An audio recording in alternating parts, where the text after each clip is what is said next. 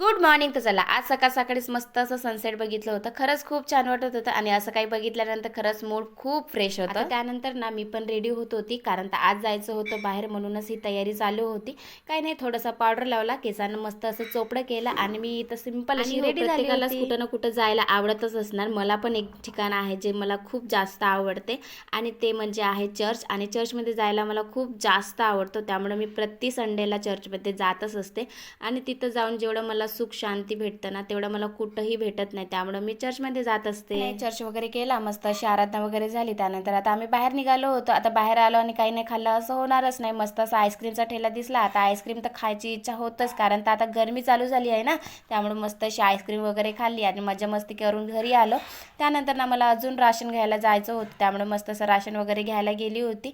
भाजीपाला वगैरे घेतला, कारण आता घरात पण काही नव्हतं. मस्त भाजीपाला वगैरे घेतला. आता घरी आलो होतं. आता झालं असं होतं की मी चाबीच विसरली होती, त्यामुळं मला खूप जास्त वेट करावं लागलं होतं बाहेर बसून. त्यानंतर ना आज चिकनचा बेत होता. मस्त अशी चिकनची भाजी वगैरे केली आणि जेवण वगैरे केलं. आता आजा नातींची अशी मस्ती चालू होती रात्री. चला भेटूया पुढच्या ब्लॉगमध्ये. व्हिडिओ आवडला लाईक करा. बाय.